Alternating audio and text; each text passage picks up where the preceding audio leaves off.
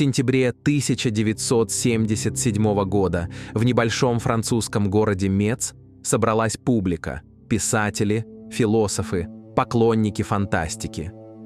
Они ожидали услышать обычное выступление известного автора, разговор о книгах и сюжетах, которые можно интерпретировать как игру воображения. Но Филипп Дик вышел на сцену и сказал, что его попросили вырезать 2/3 речи, и добавил фразу, которую публика тогда не поняла. «Я не шучу, это серьезно, это имеет значение». Многие спустя годы скажут, что именно эта речь стоила ему жизни. Через несколько лет после нее его дом взорвали, архив разграбили, а сам он умрет за несколько дней до премьеры фильма по своему роману «Блейд Раннер», который навсегда свяжет его имя с темой искусственной реальности и потерянного человеческого «я». Но все началось именно тогда, с одной фразы. Одна переменная была изменена, и мир перестроился на другую частоту. Это была не ошибка в летописях, а сбой в самой системе реальности, в тех законах, что определяют, как течет время и что мы называем настоящим. Он не строил теорий о будущем, он говорил о структуре настоящего, как человек, увидевший устройство за кулисами. То, что он называл переменной, измененной в прошлом, можно понять иначе, как акт вмешательства в саму ткань времени. Не катастрофу, а небольшое смещение, тонкое, почти неуловимое. Как если бы кто-то подвинул ноту в музыкальной партитуре, и все произведение теперь звучало чуть иначе, но большинство слушателей этого не замечает. Филипп Дик говорил, что мы снова живем этот же отрезок времени, что реальность нелинейна, а свернута, как лента, которую можно перематывать, склеивать и проигрывать заново. Он называл это боковым временем, временем, идущим не вперед, а вбок, где происходят сдвиги, незаметные глазу, но меняющие все. И именно здесь начинается самое важное. Филипп Дик называл это временем под углом. Ось, которая пересекает нашу привычную линию реальности не вдоль, а поперек. Это не движение во времени, а смещение внутри самой структуры бытия. Он говорил, что изменения происходят не тогда, когда наступает новый день, а тогда, когда кто-то вмешивается в код, сдвигая фрагмент мира, как художник, который не переписывает всю картину, а тихо убирает дерево, добавляет фигуру, меняет оттенок неба. Мир остается прежним, но в нем становится что-то иначе. И именно это иначе мы чувствуем как странное ощущение дежавю, когда время вдруг будто подмигивает тебе, говоря: «Мы уже были здесь». Если вглядеться в это глубже, речь идет не о мистике, а о природе восприятия. Каждый раз, когда реальность меняет траекторию, мозг пытается достроить непротиворечивую историю, чтобы не разрушить привычную логику. Он не способен признать, что последовательность может быть нарушена, поэтому просто переписывает прошлое в соответствии с новым курсом. Так создается иллюзия непрерывности, а все, что не вписывается в новую версию, стирается, как лишняя ветка кода в огромной симуляции. Эти боковые изменения происходят постоянно. Реальность не течет, а колеблется, совершая микроскопические сдвиги в стороны, незаметные для человеческого сознания. И если бы мы могли видеть полотно бытия сверху, мы бы увидели не прямую линию, а многослойную структуру, сотни версий Земли, накладывающихся друг на друга, как прозрачные кадры. Каждая из них чуть-чуть отличается. В одной вспыхнула война, в другой ее не было. В одной ты пошел влево, в другой — вправо. И только интуиция иногда дает понять, что ты переехал в новую ветку. Он называл это сбоем на боковой оси времени. Момент, когда программа реальности обновляется, но человек еще не успел синхронизироваться с новой версией.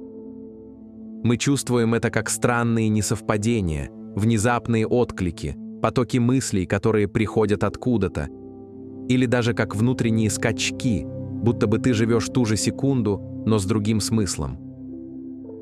Эта идея, казалось бы, принадлежала писателю, но сегодня физика приближается к тому же.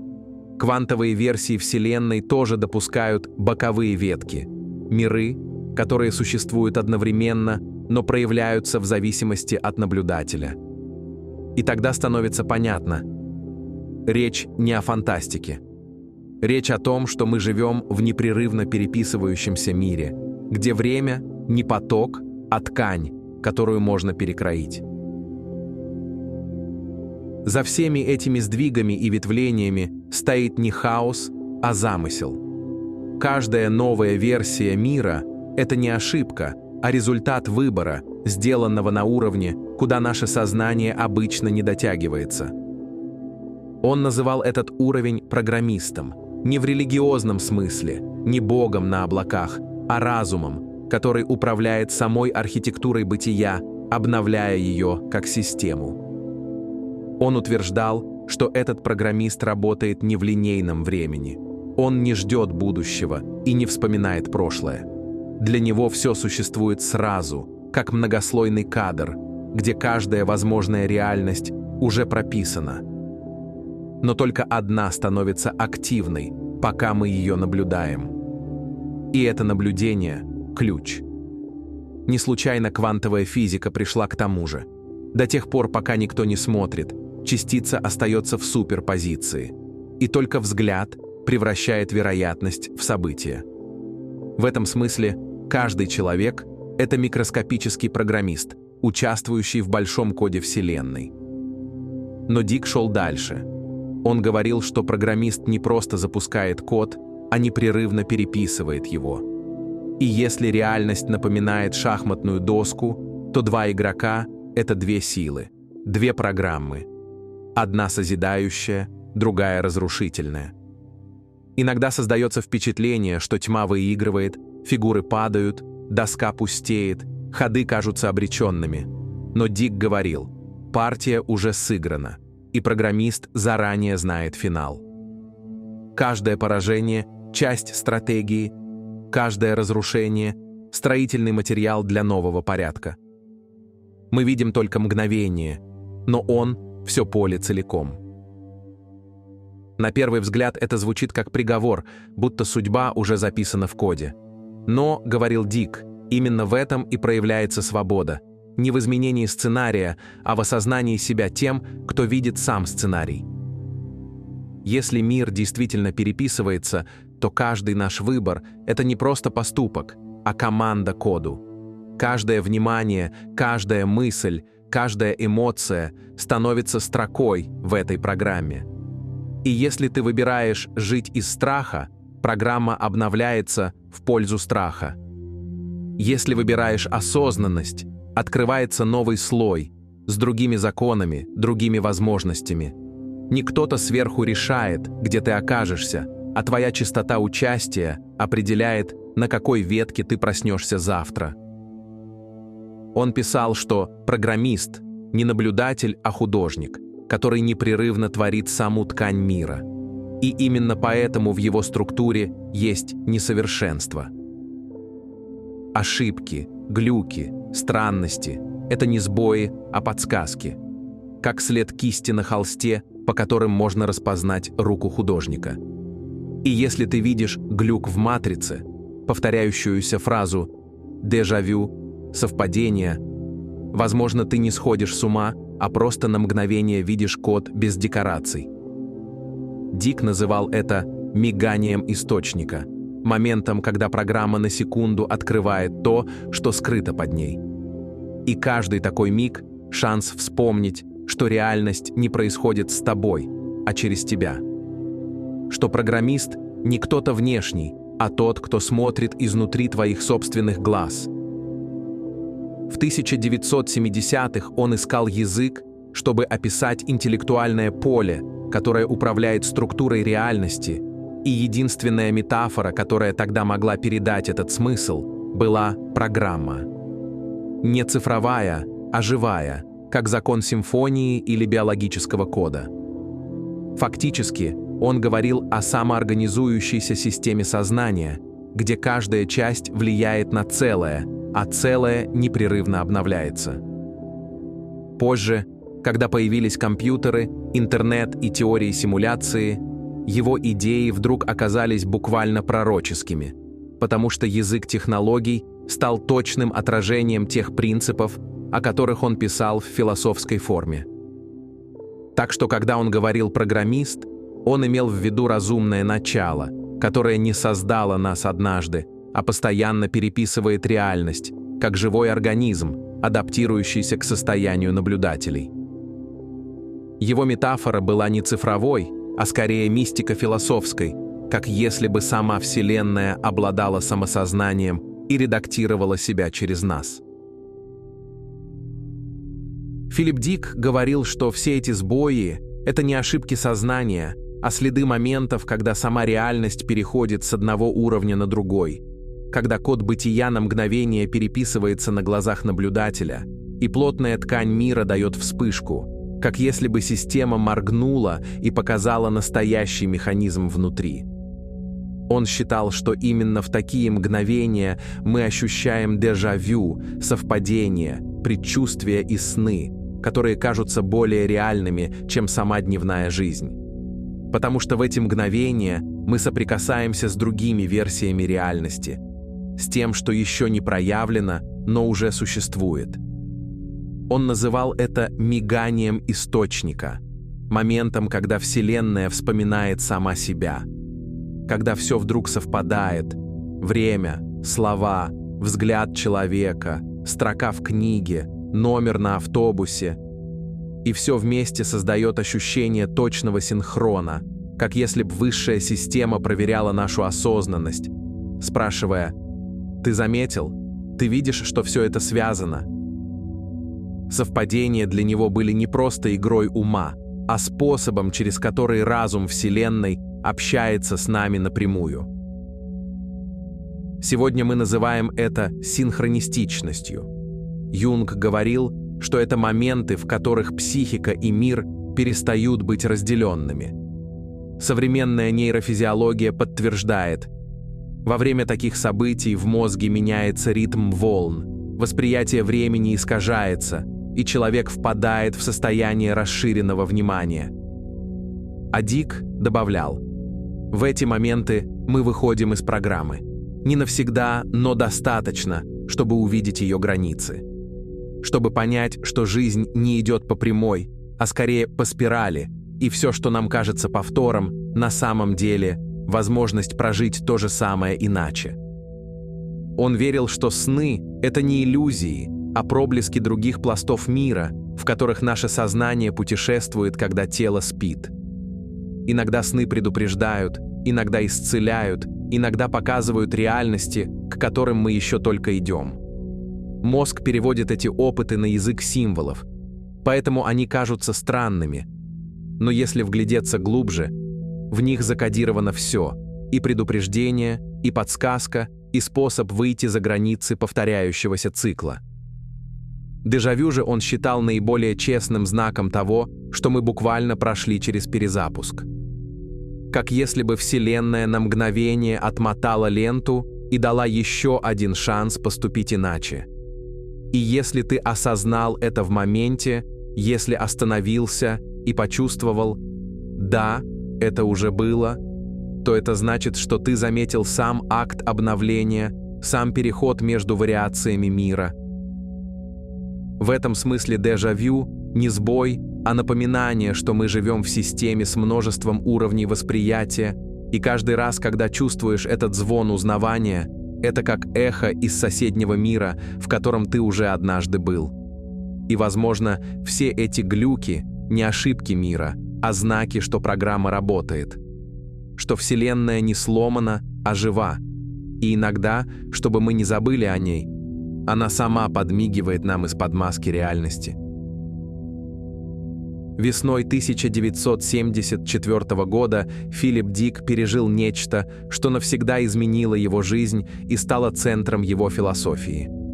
После обычной операции на зубах в один из вечеров он открыл дверь курьеру, и в глаза ему блеснуло отражение света от маленького кулона в форме рыбы, символа первых христиан. В тот миг, как он потом рассказывал, через его сознание прошел мощный импульс, розово-золотое свечение, как вспышка, но без боли и ослепления.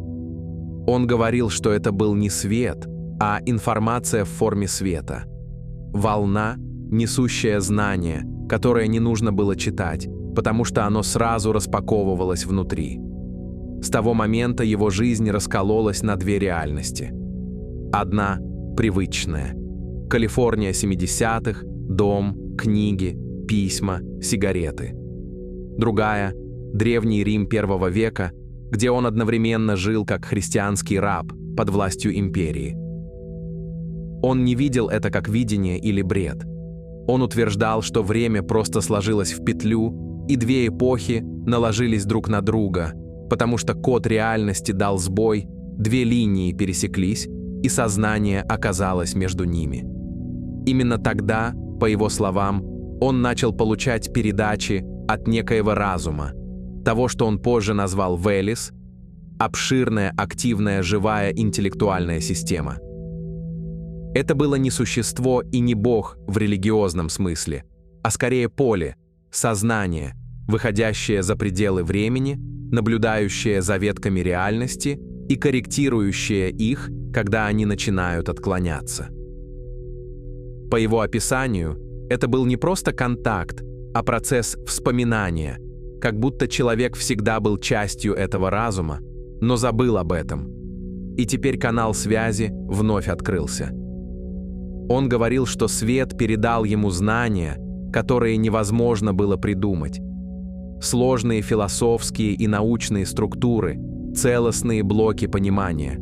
И именно этот свет, по его словам, однажды предупредил его о болезни сына. Диагноз, который врачи позже подтвердили, и это спасло ребенку жизнь. Для Дика это стало окончательным доказательством, что все происходящее не галлюцинация, а форма связи с тем, что наблюдает за миром из-за границ человеческого восприятия. Он описывал Валис как архитектора, который видит все параллельные ветки реальности и время от времени переписывает их, чтобы вернуть баланс, словно музыкант, который подстраивает струны Вселенной. И если в этом есть доля правды, то, возможно, каждый из нас время от времени получает такие сигналы в форме интуиций, озарений, совпадений, странных синхроний, когда события складываются слишком точно, чтобы быть случайными. Может быть, это и есть язык этой системы, способ, которым сознание за пределами времени разговаривает с нами, пробуждая память о том, что мы не просто персонажи в сюжете, а соавторы реальности. И именно в этом Дик видел шанс на спасение человека. Не в контроле, не в науке, а в восстановлении связи с тем источником света, который не говорит словами, а передает знания напрямую, без переводчиков и религий, как когда-то, через вспышку, похожую на утренний розовый рассвет. После той вспышки розового света Филипп Дик начал замечать странные несостыковки, не катастрофы и не чудеса, а мелочи, которые будто указывали на то, что реальность уже не та. Он рассказывал, как тянулся рукой к выключателю, которого всегда не было на этом месте, или вспоминал предметы, детали, названия, которые внезапно перестали существовать. Для него это были не провалы памяти, а следы перемещений между слоями, остаточные отпечатки старых версий мира, которые сознание все еще удерживало. Он писал, что человеческий ум не успевает перестроиться, когда код реальности обновляется, и потому память иногда выдает кадры из прошлого сценария, как будто из удаленного фильма, который почему-то снова включили. Именно это ощущение, по его словам, скрыто за феноменом дежавю, тем странным и почти мистическим чувством, когда ты вдруг понимаешь, что уже проживал этот момент. Мозг не может объяснить, откуда это знание, но где-то внутри остается след, будто короткая запись в лог-файле Вселенной. Эта сцена уже была. Он говорил, что дежавю — это не ошибка восприятия, а подсказка, свидетельство того, что реальность действительно была перезаписана, и что человек переживает повтор того же фрагмента времени, но в слегка измененной версии. Сегодня мы называем это эффектом Манделы, когда миллионы людей по всему миру помнят одно и то же событие, которого никогда не было. И хотя наука объясняет это коллективными ошибками памяти, в этих ошибках слишком много закономерности, как будто миллионы людей пришли из одной и той же старой ветки реальности и теперь вспоминают ее фрагменты. Если смотреть глазами Дика, все становится логичным. При каждом боковом сдвиге Вселенная как бы делает снимок, и мы переносимся в новую версию, чуть-чуть отличающуюся от прежней. Старая не исчезает, она остается, но теперь как фон, архив, тень, в которой все еще звучат наши прежние выборы, слова, жизни. Именно поэтому, говорил он, сны иногда кажутся реальнее самой реальности. Во сне сознание может выходить из активной ветки и касаться других версий, тех, где мы пошли иным путем, сказали другое слово, не успели, не встретили, не выбрали. И оттуда приходит то странное чувство узнавания, когда ты просыпаешься с уверенностью, что видел нечто по-настоящему. Это память не из мозга, а из поля, из слоя, где информация о всех возможных вариантах хранится одновременно. Филипп Дик видел в этом не трагедию, а возможность. Он говорил: если мы действительно живем в многослойной реальности, где каждая версия влияет на другую, то наше восприятие не просто зеркало, а активный участник. То, на чем мы удерживаем внимание, то, что выбираем чувствовать, буквально подсвечивает одну из веток и делает ее актуальной. Мы как бы выбираем из множества возможных земель ту, на которой продолжаем жить. А значит, реальность — не застывшая конструкция, а живой организм, реагирующий на наблюдателя. И память в этом смысле не просто след прошлого, а инструмент перемещения. Филипп Дик говорил, что в конечном счете не важно, как именно устроена программа. Не важно, кто за ней стоит — Бог, разум, система или некий живой алгоритм, управляющий всеми возможными мирами. Главное — то, что делает нас способными увидеть саму игру.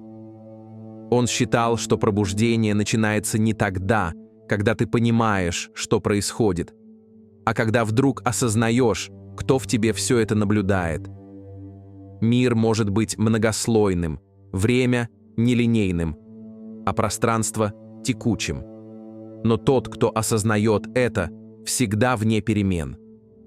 Он не персонаж внутри симуляции, а сам экран, на котором она разворачивается.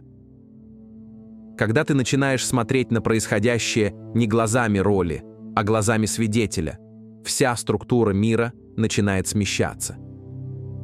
Ты перестаешь быть пешкой на доске и становишься тем, кто видит всю партию целиком. Дик называл это «вспомнить, кто ты». Не в религиозном, не в эзотерическом смысле, а буквально.